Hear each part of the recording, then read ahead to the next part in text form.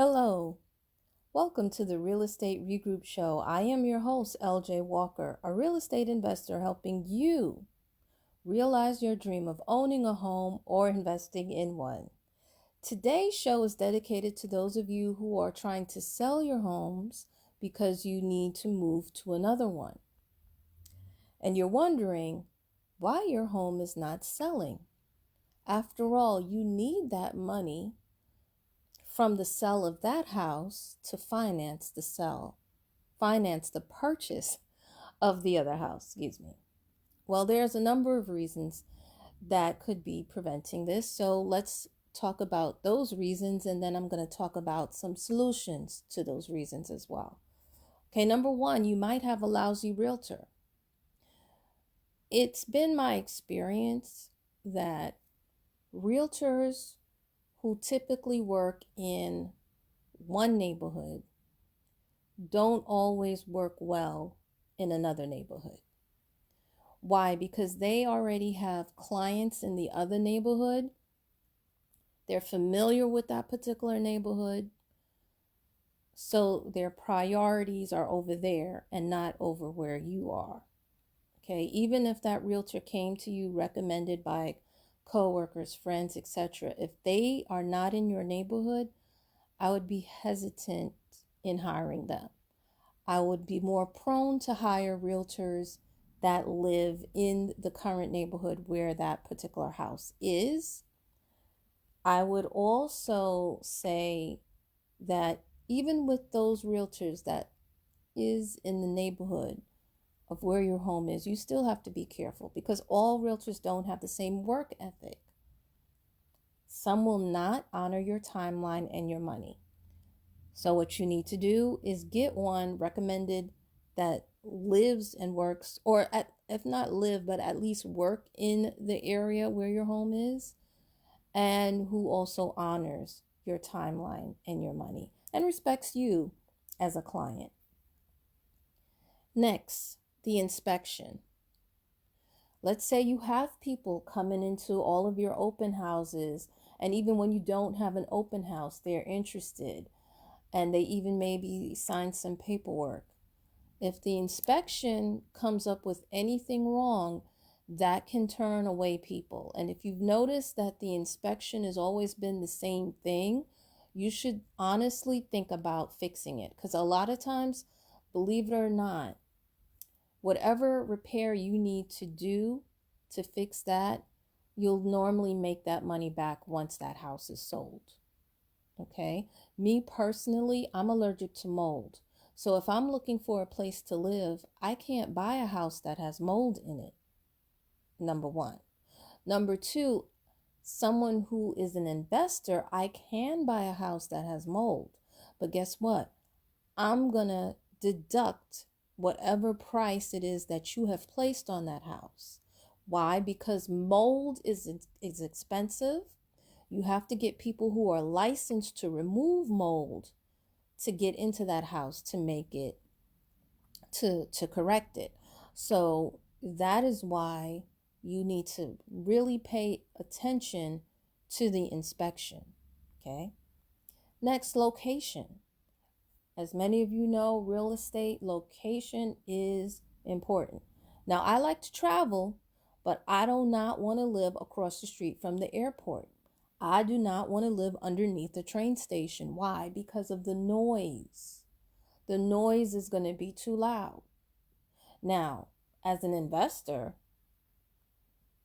if I see a property there, it may not necessarily be attractive to me, but hey, I'm going to look to start deducting money from the price of those properties, because most people are not going to want to live that close to an airport or a train station. The other issue with location, and this is particularly for those people who do not have remote jobs.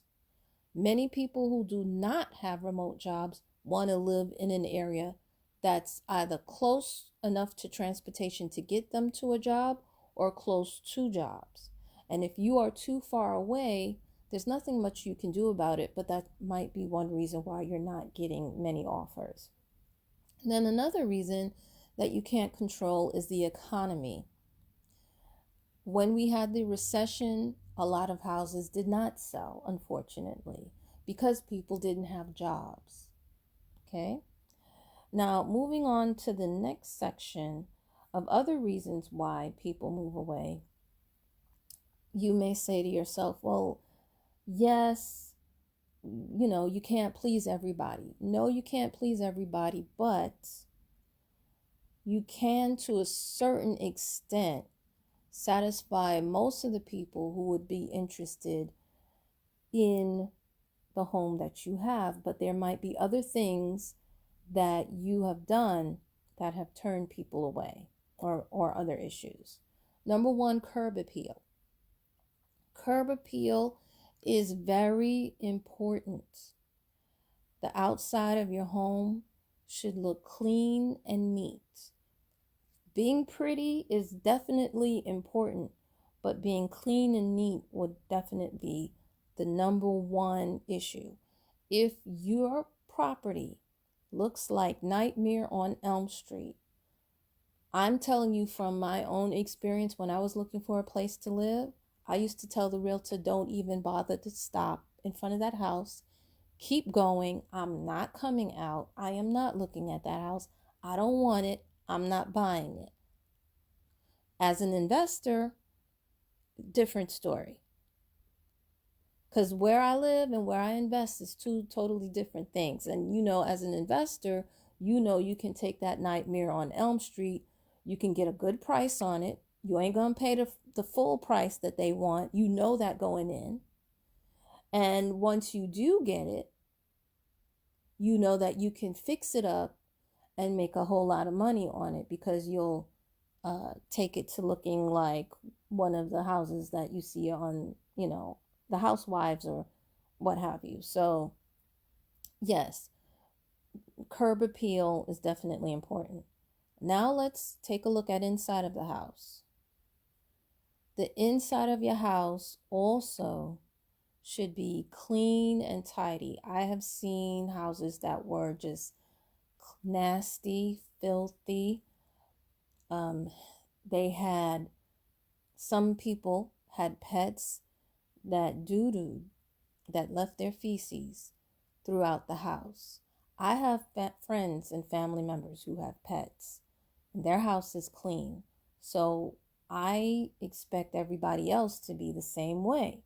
But unfortunately, being in this business, I realize that is definitely not the case. I mean, I've heard it in the past, but when I saw it, it was like, oh my goodness. Oh my goodness. There's a show called Clean House, if many of you recall, and I believe it's back on HGTV with a different host. Yeah, if your house looks anything like those houses that you see on that show, you're going to have a hard time selling it. Even some investors won't touch some of those houses that they see on Clean House. Trust and believe. Next, the way your home smells is also very important as well. Some of us, myself in particular, we cook using certain ingredients that might be offensive to certain people. I'm aware of it. Some of other people, they're not aware of it. And I'm just letting you know, I mean this with all love and respect, that those smells turn people away. So be mindful of what you're cooking. Try to neutralize your home, okay? And definitely, normally homes that are nasty, filthy, a lot of times your house also smells too, in a negative way. Sometimes you can even smell the mold. With me, once I step into a house, I just start sneezing. If I sneeze a whole lot uncontrollably, your house has mold. That's how bad I'm allergic to it.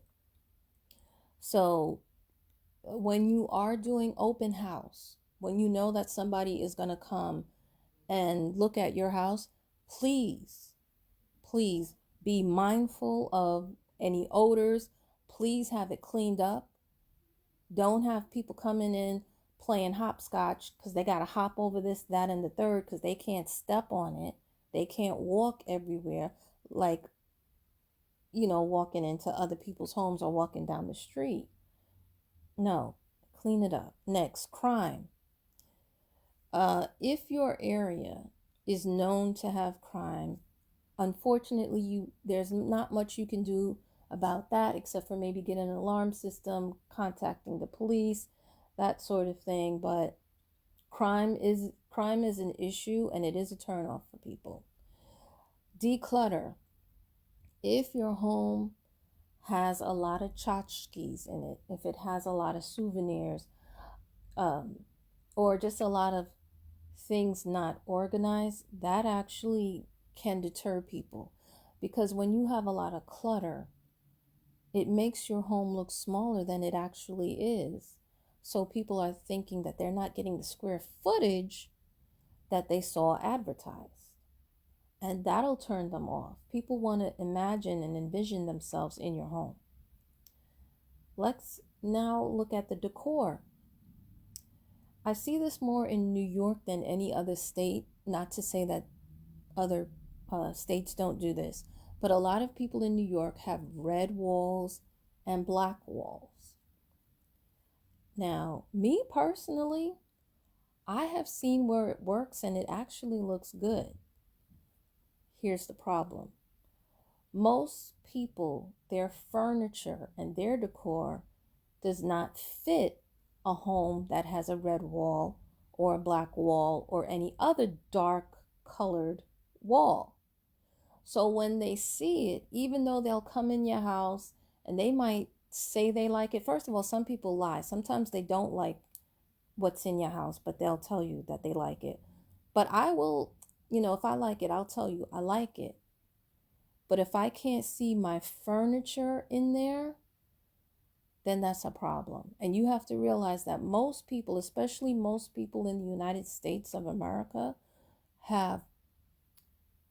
want white, off-white, light yellow, beige, or gray walls. Any other color is not going to go with their furniture. And they're like, okay, this is extra work. I don't want to do extra work. I just want to move my furniture in and that's it. Okay. The other thing with the dark colored wall is, let's say the person actually wants the color to be white. It's going to take several coats of white paint to get it back to white. Especially if it's a black wall. You can't just say, okay, I'm going to put just one coat of white paint and that's it. The black is going to show through the white. So then you have to paint again and again. And then eventually it'll start looking gray. And then you'll have to put like a couple of more coats on before you actually get white. So believe it or not, that will turn them off and that will make them look elsewhere. Next, you may want to also think about if you have anything political in your home, you may want to take that down. That can be a turnoff. Like right now that we have Trump is one of the most controversial political figures out right now, I would say. I don't really care for him, but someone having a picture of him in their home will not affect me. But trust me, it affects some other people greatly. They have a big problem. They really don't like Trump at all. And if they see a picture, they're going to turn around and they're going to walk right out. Okay? So, anything political, not just Trump, but anything political, you may want to just take that down. You're moving anyway, so it doesn't even really matter. You should probably have that in your car so that you can take it and put it up in the next house. Same thing with certain religious symbols and items that you may have in your home. People tend not to really understand a lot of different religions. People don't, for example, I don't mean to like bust anybody's bubble or put anybody down. Voodoo is a religion that most people don't understand. And it is a religion that turns a lot of people off. Same thing with Christianity. I see a lot of posts that are anti-Christian, and they're saying a lot of things about Christianity. I'm like, that's not what Christianity is about. That's not, in the Bible, whatever. But they're so stuck on it.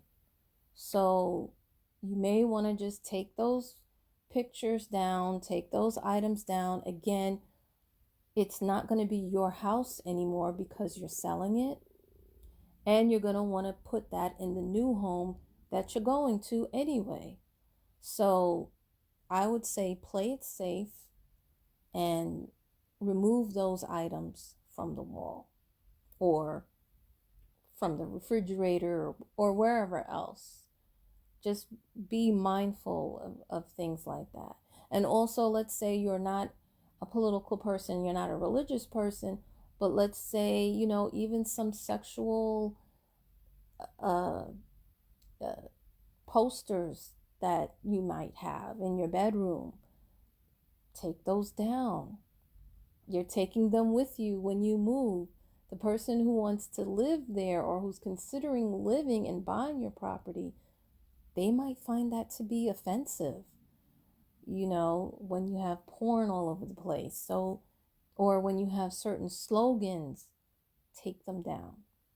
Some people can see past them, but there are some people who can't, and they will be like, whoa, I'm out and I'm not buying this property. You've lost somebody. So just trust me with this, take it down. Next, repairs. When it comes to safety, make sure you have those repairs done.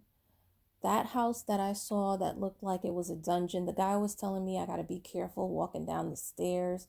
He didn't even have a banister or anything for me to hold on to. And he was like, if you step on this part of the stair, you may go all the way through, that kind of thing.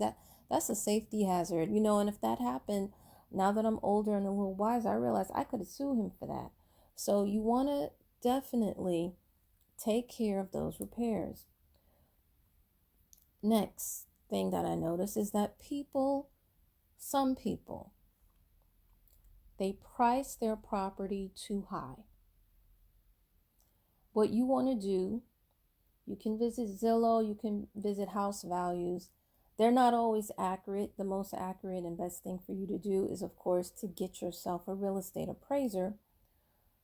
But, to save money, I would say just rely on those two apps to find out what is the average price of a house in your area.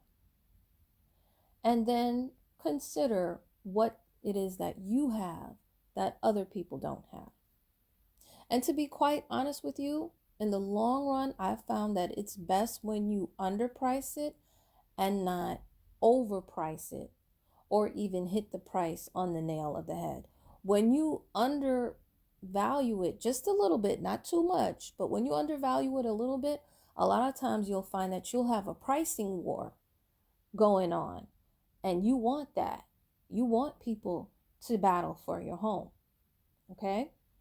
But yes, some of you are just a little bit too expensive. If the other homes in the house in the neighborhood is $300,000 and you're valuing your home at $600,000, buyers are going to want to know why.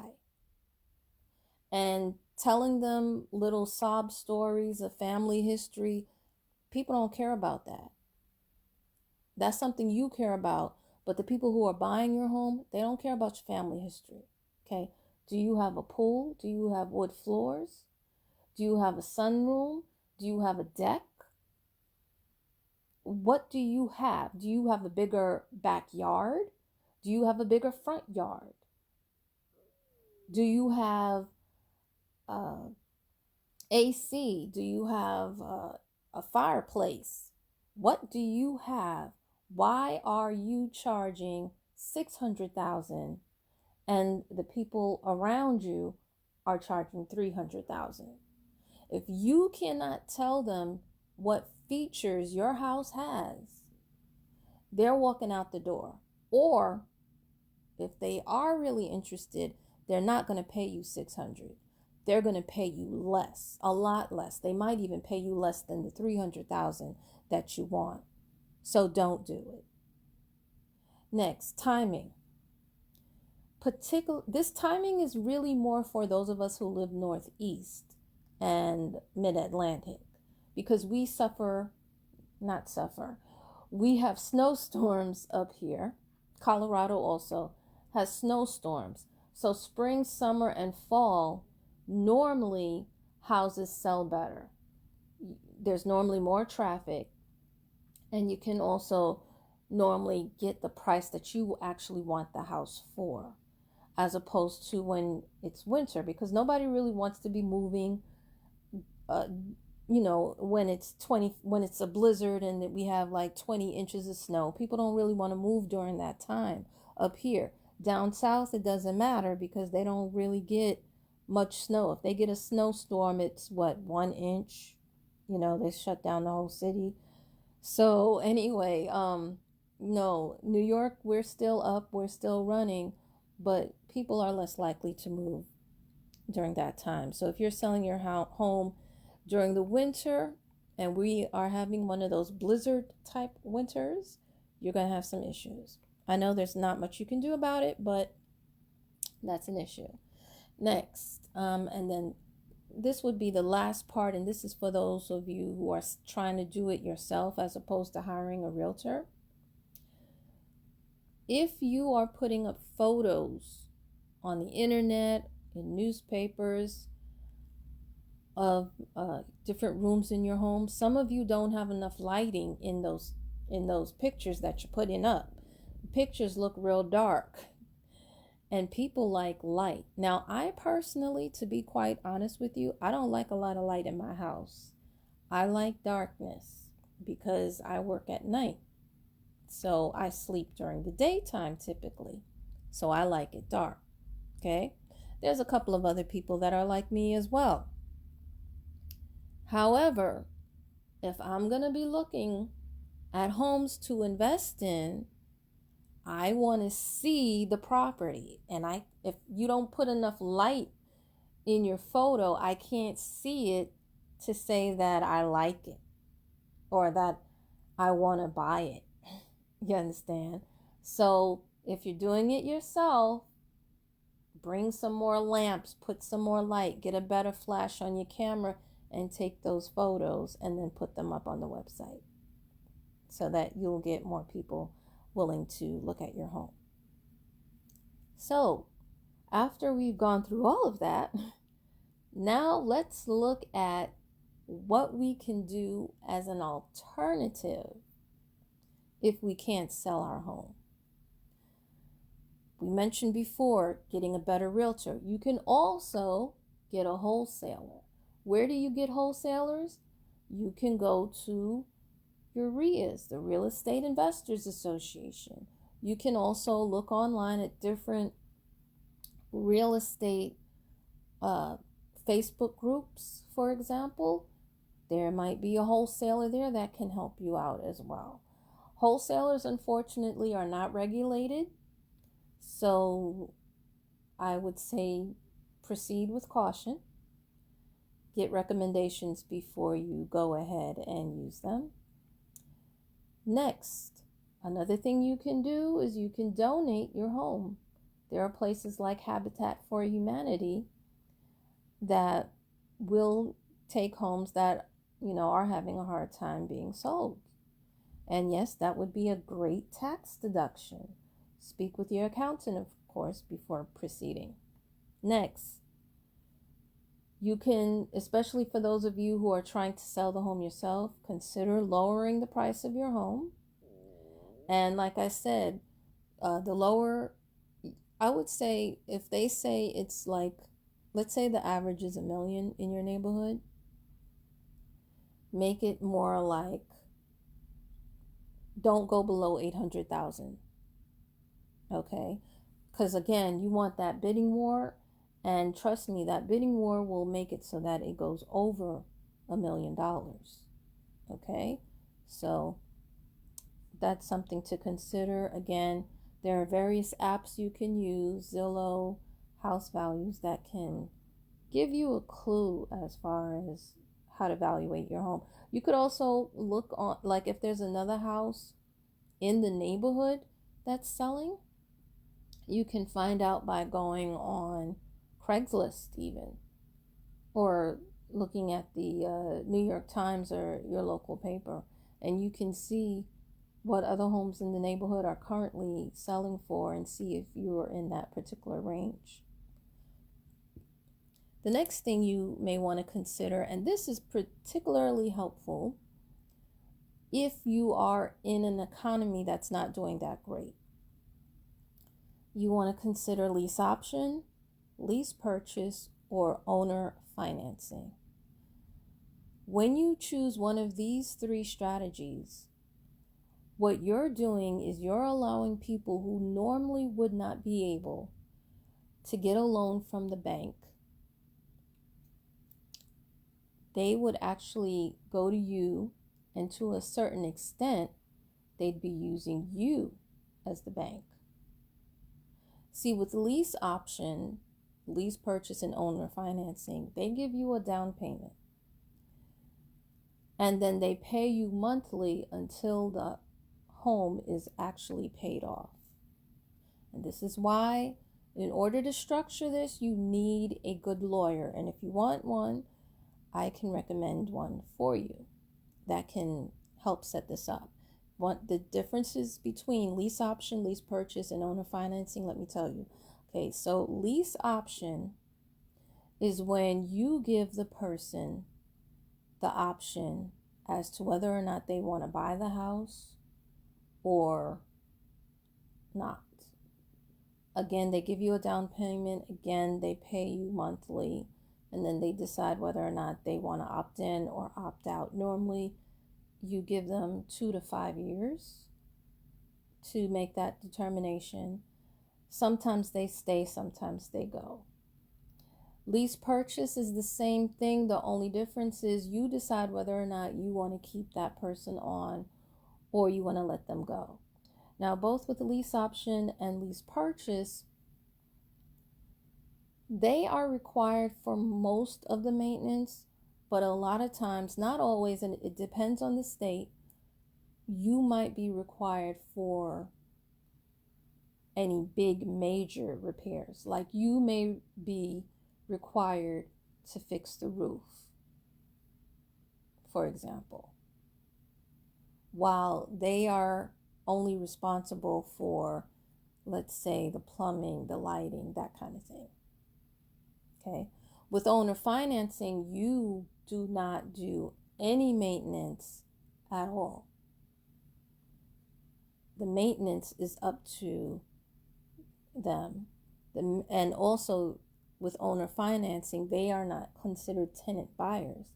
In owner financing, they are the buyers and you are 100% the bank. So that is the difference between the three. And that can help you when you are trying to sell a home and you can't. Okay, that's something to think about. The next thing, many of you know, many of you heard about it, Airbnb. Now, Airbnb is not, it's not legal in some areas, and in some areas it's legal, but there are certain restrictions. So again, you need to consult a lawyer and find out what those restrictions are. Or you can, I believe you can go to nolo.com and find out what those restrictions are. The web is definitely helpful, but I will say this. Sometimes the actual professional, the actual lawyer might be better. Because I'm noticing that many websites don't always update to what's current out there, but a lawyer has to be current. Like it's their job to be on top of things, on top of when laws change and things like that. So I'm going to leave that to you to decide how you want to go. But yes, Airbnb is definitely a magnificent way to go if you're not able to sell your property. Now, if you are trying to move because your job is requiring you to relocate, note that there are some companies that will actually buy your property if you're not able to sell it. Again, you have to look through your employee handbook or contact your benefits administrator to see if they have that set up. Because normally, if they want you to relocate to another area, they probably want somebody else to relocate to your area. And you having a home is perfect. It's a perfect swap, because this way the person that they want to hire, but maybe they can't hire them because that person is not familiar with the city, state, and town that you're in, and being that your job provides that for them, they can turn that house into quote unquote corporate housing, if you will, to house new employees that they have just hired. There are companies that do that. Not all companies do it, some do, but does definitely double check. Then lastly, you can turn the property yourself into corporate housing. You can turn it into regular rentals with, just regular tenants and be the landlord, long distance landlord, but you can be one. You can hire a property manager to assist you, or you can do it all your own. There are people who do long distance landlording. You can rent to businesses. You can rent it to movie production companies that will use your house for commercials, for TV shows, as well as for movies, for photo shoots, that kind of thing. There are companies that also use houses just to run fiber optic cable and will pay you $1,500 to $3,000 a month. You can also, especially if you have a big backyard, you can use your property for events. A lot of people do have weddings in the backyard. It does happen. If you have the space for it, you can do it. So, anyway, folks, that's all I have for you tonight. Hopefully, the information that I've shared will help you make smart financial moves. Feel free to pass this along. Remember, each one, reach one, teach one. Bye for now. Until next time, have a good night.